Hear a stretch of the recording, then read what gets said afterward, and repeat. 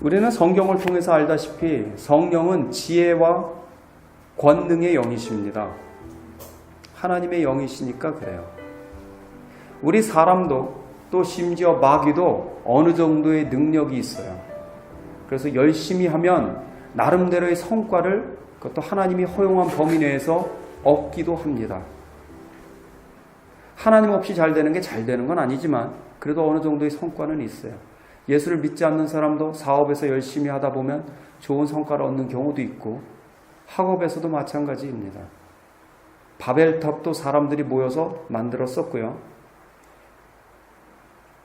애굽에 있었던 그 마술사들도 술사들도 모세가 행했던 기적을 어느 정도까지는 따라서 할 수 있었어요.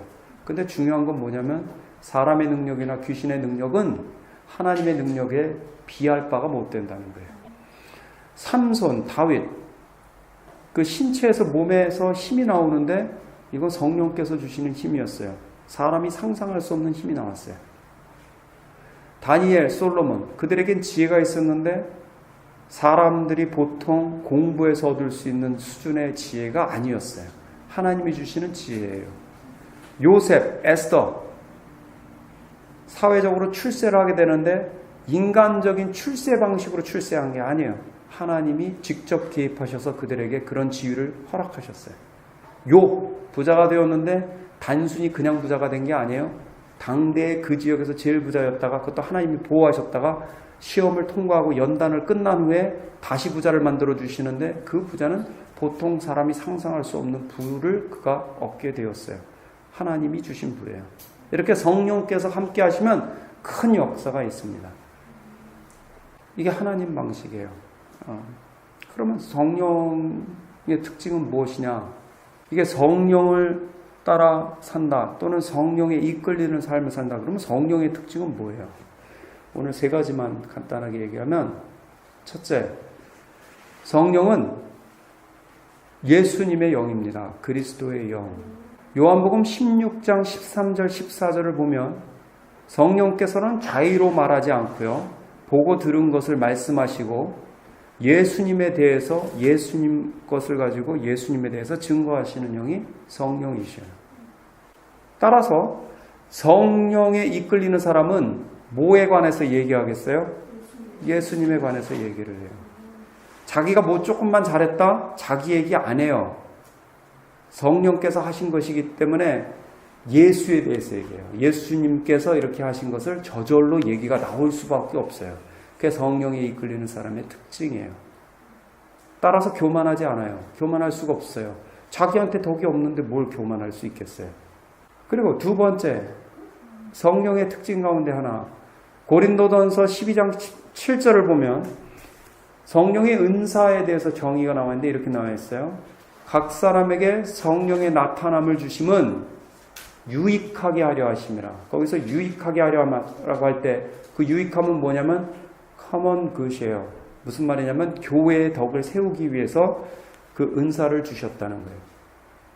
무슨 말이냐면 아까 성령께서 역사하시면 성령이 함께 하심으로 부자도 되고요, 남들이 상상도 못하는 지혜도 나타날 수 있어요. 근데 그거는 누구를 위해서 그걸 주셨냐?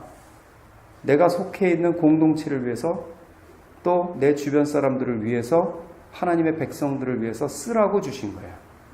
부자를 왜 만들어 주시냐? 주변 사람들 도우라고요.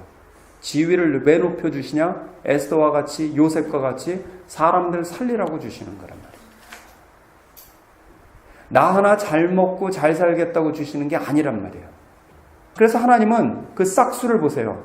얘한테 많이 맡길 수 있는 애인가 아닌가를 조금 주시고 시험을 하세요. 10원을 줘놓고 시험하는 거예요. 너 어떻게 쓰는지 보자. 10원이에요? 10원을 자기가 홀라당 다 드시네. 걔한테는 10억 절대로 못 맡겨요. 나는 벌고 나면 좀 하겠습니다. 웃기는 소리. 천만의 말씀. 지금 못하면 나중에 더 못해요. 그러니까 내게 주시는 무엇이든지 간에 그것이 지혜든지 부든지 지위든지 무엇이든지 간에 그것을 나눌 수 있을 때, 다른 사람을 위해서 쓸 수 있을 때 그런 연습을 하는 것을 성령에 이끌리는 연습이라고 할 수 있는 거예요. 근데 우리나라 사회에서는요, 다 뭐를 원하냐면 자기가 중요한 역할을 하려고 그래요. 예를 들어 은사 가운데 탐나는 은사가 몇 개 있어요. 부자 되는 은사. 그거 구제 은사거든요. 나는 부자가 돼가지고 다른 사람 돕겠다. 근데 사실은 목적이 부자예요. 돕는 게 목적은 아니에요. 그거 사람들은 속아도 하나님 속질 않아요. 근데 이제 우리나라 문화가 죽으나 사나 우리 자식은 다니엘이어야 되고 솔로몬이어야 되고 공부 잘해야 돼 무조건. 삼손 대우 못 받아요. 얘는 어디 가서 왜 남을 두들겨만 패고 앉았냐. 넌 뭐 그거 어디서 그렇게 사고만 치냐. 걔가 나중에 기도 많이 하면요 베드로 같은 인물이 될 수 있는데 그거 싫어해요. 근데 여러분 베드로 같은 인물은 둘도 나오기 어려운 인물이잖아요. 그런 사람이 있어야 되는데. 그래서 저는 마치 우리나라 문화가 뭐와 같냐면 이 교회도 딱 동네 축구 같아요. 동네 축구. 제가 어렸을 때 동네 축구를 많이 쳤는데요. 축구 좋아하잖아요. 요즘도 여기 축구 많이들 하시지만 동네 축구랑 프로 축구는 차이가 엄연하게 있어요. 저처럼 눈 나쁜 사람은 멀리서 보면 프로 축구는 공이 어디 있는지를 몰라요. 근데 동네 축구는 멀리서 봐도 공이 어디 있는지 예상이 가능해요. 양쪽 골키퍼 한 명씩 빼놓고 두 놈 빼놓고 20명이 같은 방향으로 뛰어다니는 거 아시죠? 그들 가운데 공이 있어요. 멀리서 봐도 공은 안 보이는데 어디든지 예상이 가능해. 근데 프로축구는요, 신기하게도 물론 자기 근처에 공이 없을 때는 조금 움직임이 느리긴 해도 굉장히 조직적으로 움직여요. 공이 어디 있는지 잘 모를 정도로 서로 다 자기 역할을 감당하고 있어요. 근데 예수 믿는 사람들이 동네 축구 차서는 안 돼요. 그 의식 자체가 내가 높아지겠다, 나는 중요한 거겠다라는 의식인데 그거 자체가 되게 악한 의식이에요. 그게 성령의 의식이 아닙니다. 그러므로 나는 지혜를 구한다라고 할 때 내가 굳이 지혜로울 필요는 없어요.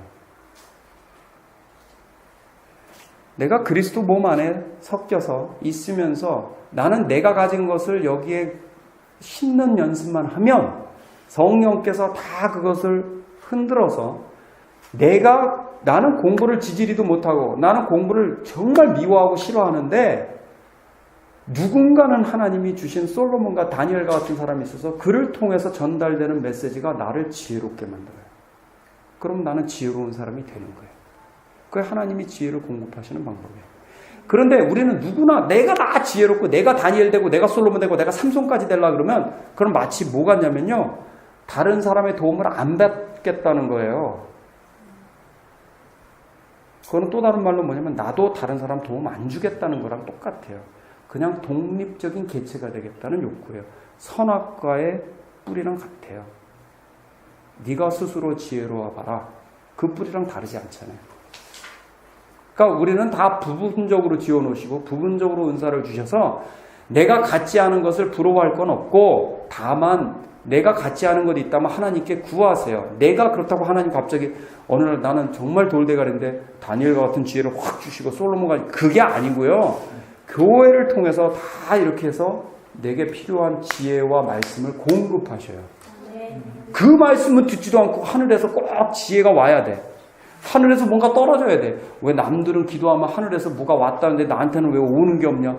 왜 사도 바울은 저렇게 계시가 많다는데 나는 왜 계시가 없냐? 그거 생각하실 게 없다고요.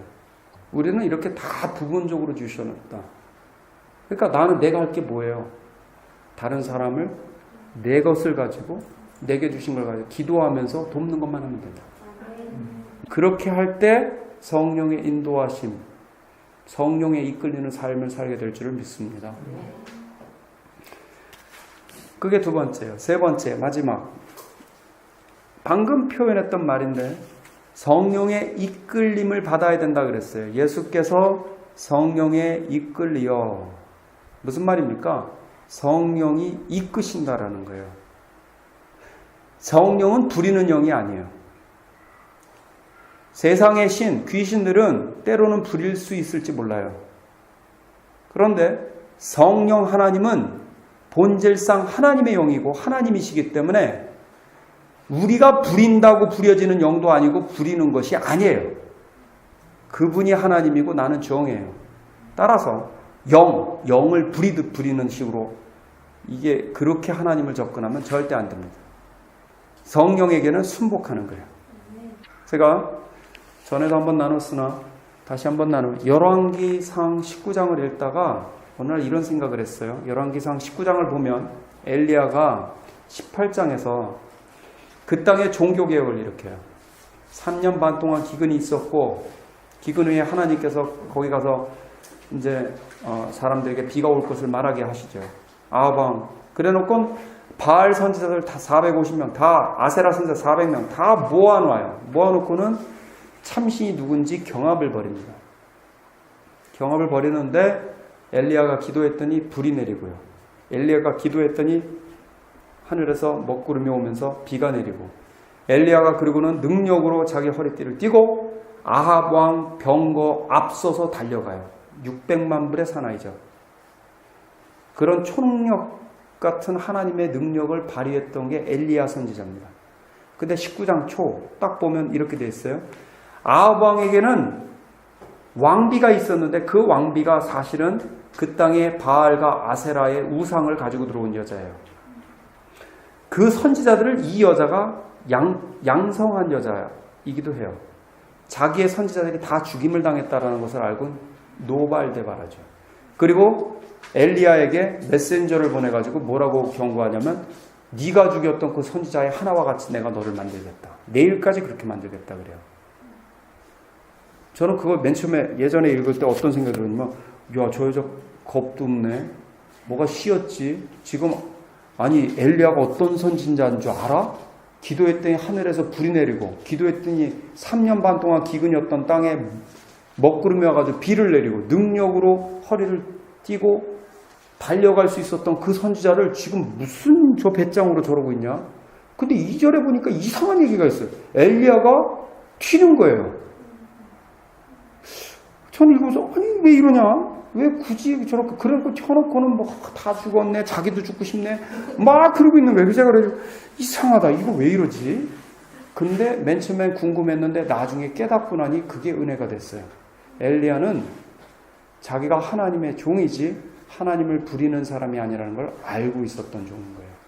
하나님이 말씀하셔서 갔고 하나님이 말씀하신 3년 반 동안 기근이었던 땅에 비를 내리게 했고 하나님의 말씀을 따라 행했을 때 그 모든 기적과 이적을 행했으나 하나님의 말씀이 없으면 자기는 연약한 인간에 불과하다는 것을 엘리야는 알고 있었던 거예요. 그러니까 여러분도 마찬가지.